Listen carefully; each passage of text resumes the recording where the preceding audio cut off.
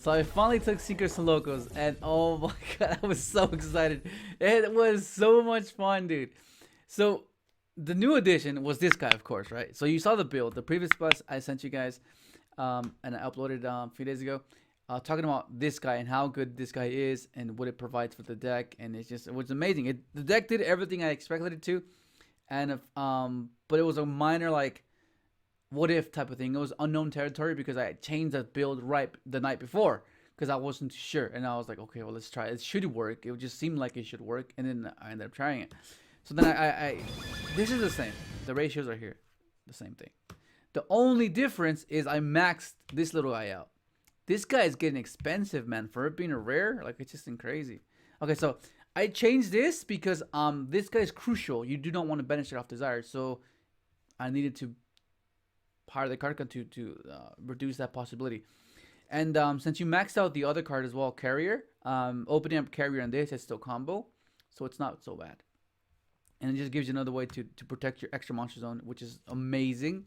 It allows you to, like, protected my heart rate in the extra monster zone versus a Tyranno. I was like, oh my god, that is cool. Your non-tuners, right? You have your Doppel Warrior. It's just amazing. This and him just have so much synergy together. It's just amazing. Like post Nibiru, you can just tribute token special this and start doing XL plays. XL can turn into level 1 because you can send him to the grave, and then you can start doing a shaman play and then just try to climb that way, which is really cool. And then of course you have your Kubolts. This is the new edition, of course. It's just non-tuner fodder. You milled it off Chaos Ruler. In the Dawnwalker build, you can discard this off Dawnwalker. But in this particular build, all you have to discard is your twisters and your droplets, which helps a lot. Because if the Veiler or Imprime or Junk Synchron, you can still like revive this and still get to a synchro play, which is nice. Or you can go like an XL play just to get to him to the graveyard. So if they do end up imperming or whatever, then you have more plays. Okay, this guy is so good. It does so much for the deck. It sets up your grave. It searches your Junk Synchron, your Synchron Carrier. It revives a tuner when you synchro summon with it, which is amazing, and it just does so much. It's perfect. It is exactly what the deck needs. Synchron Carrier, like I mentioned before. Open up this with any of the Synchrons. That's speeder, which is insane. But like the only reason you max him out is because it's once again because of desires. Otherwise, you can just play one. You can search it. It's yeah. Because like one thing to consider as well is that if you open up multiples and you open up overtake, because you can summon an additional synchron, not synchron tuner, just a synchron. So you can go summon, additional summon, overtake, synchro with this one and the junk synchron, and then you can chain block speeder chain 1, chain 2, get a token, and it gives you more non-tuners, which is really cool. And then if you notice, there's only one brick, if you call it that, because you just tribute and it's not even a brick. Just if this insert a synchron gives you a level 8 synchro, which is most likely often than not, it's either Omega or Chaos Ruler, which is really cool. Okay, so then you have your this is where the controversial part comes in. Like this felt so dirty to play. It's like a double-edged sword. This is basically what it's a double-edged sword. It can help you, but it can also hurt you, and that's like the thrill of it, right? You like, oh, I don't want to vanish my junk synchros because this is good. I really need it for overtake. And you need to summon it off of speeder, and that's like the dilemma you're in. Like the +1 is amazing because so many times it got me to a droplets or it got me to a doppel, and I'm like, wow, this is amazing. So I was like, oh, this is cool. So this is like up in the air. It's just up in the air. Like it wasn't like crazy, but it just clears a path from Ash, which is insane. Because like if you desires and then you have so many ways to get your engine going, then you're not scared of Ash. Then you're not, okay, you Ash is okay, it's fine. Speeder resolves. They have to have Imperm or Veiler. The searchers, right? Amazing. Triple tuning, mill equable doppel, it's insane. And of course the new card that we added is just so good, man. You can either search or add it from a grave. It's just insane. Special from deck or grave. Like it's just insane. It's just insane. It's like a little play with the Synchron Carrier. It's amazing. And like so many times we can go droplets. You can go activate chain droplet. Like it was just Oh my god, it's just so cool. Of course, you have your forbidden droplets. Just you need these type of cards in the main deck because your extra deck is not toolboxy. You you need to be able to clear the path so you can start comboing off.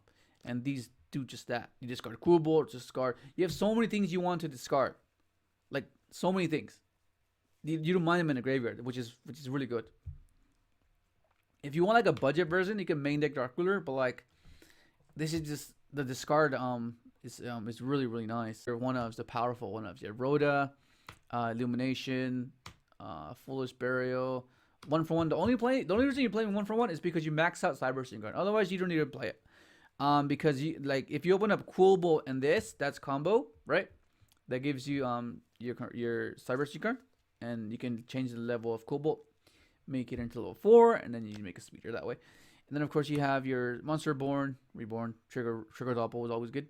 Midbreaker Field, the same purpose that these guys serve, because it clears the path from Imperm, Veiler, freaking Vanties, against Tri Brigade. He opened a double Imperm, he couldn't use it because I had this. I was like, wow. And then because this is the last edition. This was the 45th card. I was like, the issue with non-tuners. I need non-tuners. So like when you resolve a speeder main combo, like you draw into this and you have a tuner on field, you can tribute a tuner that you just don't need, and then summon your carrier, right? And then if you have another junk in hand, which is obviously you will, you just search for junk, have your additional summon, and then just continue from there. So that was the theory, right? It did happen once. But like it was a 40. This is like, you can or you don't have to play this. It's just something I was just at the last minute. And then of course, Call by the Grave, same purpose. Just you want to make sure your combo resolves. So you just yeah, so many powerful one-ups. Is like they're at 1 for a reason. Dark Ruler whenever you go second, right? Just insane. Duster whenever you go second. Same thing for Reboot. When you go first. Amazing. Like you build your board, you flip this, it's over. Like there's no way you're not losing that game. There's just no way. There's just no way, dude. No way. And then when you go first, of course, Slum Strike, Shalom's, and Shalom Judgments to start Dark Ruler no more. What can you say? You build your board, you draw 10 cards, and it's like set pass. Like there's no way you're losing that. If you resolve this and you draw into this, you will not lose. If you lose that somehow, I don't know what the hell you doing, dude. There's just no way you should lose that. There's just no way. And then of course you have Evenly.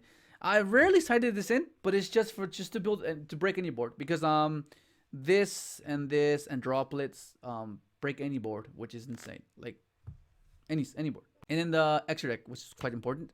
Double Star Shaman, Metal Marcher, Herald, Christian Quandax.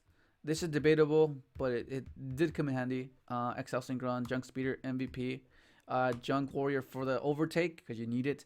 Librarian, just another MVP to draw you so much. Charge Warrior. I really miss Coral Dragon because I was like, oh man, if I had Coral Dragon, because it gives you another way to bait. You can discard your Quillbolts, which is insane. So I might implement that later because it does come up. It honestly does.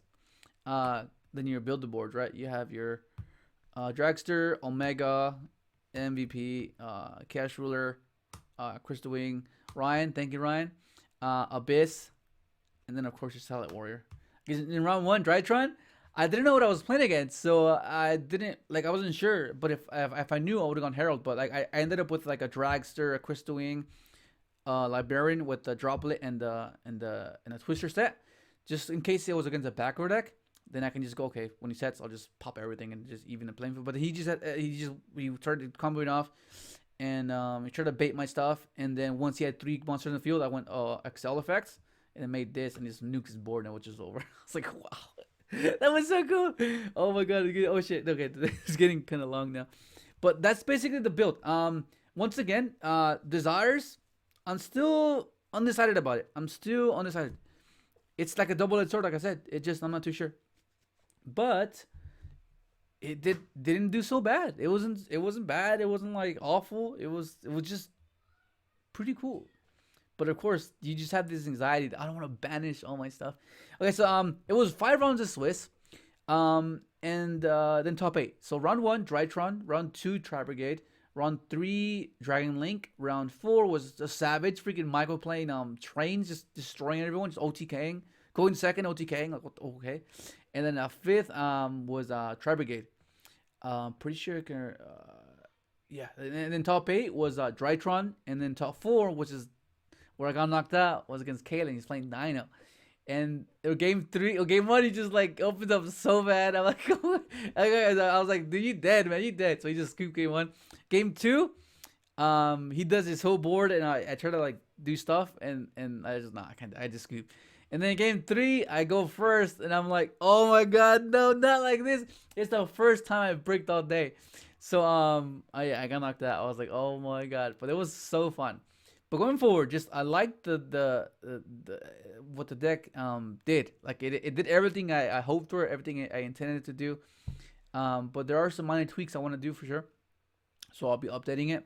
And something that can, okay, so one of the things that will always be up in the air, right? Because like, did the deck only win because people didn't know what to do against it? Well, that's part of a win condition, right? Whether it be a competitive tournament, locals, or any tournament, it's the wild card factor, the surprise factor, whether it can be viable enough to compete, right? Because like that's what you do. That's basically what Yu-Gi-Oh is. You withhold information to keep things like unknown and keep things a mystery, so you can outplay your opponent. This is essentially the same thing. Like people don't know how to act against or interact with it, so you're obviously gonna have the edge compared to, let's say, if let's say I go into mirror match, I know exactly what the deck will do, so I know how to interact. So that alone is already a skill set because you've been analytical. You know what that particular deck does, so you have that as a skill set because you know the knowledge of where to interact. And of course, there were some times where that did happen, where I got that as an edge. Like they didn't know what to do, so they interacted prematurely, and I was like, okay, I mean, yeah, I mean, I guess if you knew, then you wouldn't have done that. But then that's the point, right? That's the point. You didn't know. That's part of the part of the wild card. But now it's like, okay, it's gonna get a little bit more familiarized, and then we'll see how it goes from there. But that's basically all I want to talk about because this is insane. This is exciting, man. For years, this has been years since I played Synchro locals. Oh my god, seriously. Well, not so long because I played other variants. But yeah, that's great. Hopefully, enjoy the video. Like, subscribe if you haven't, and thanks for watching.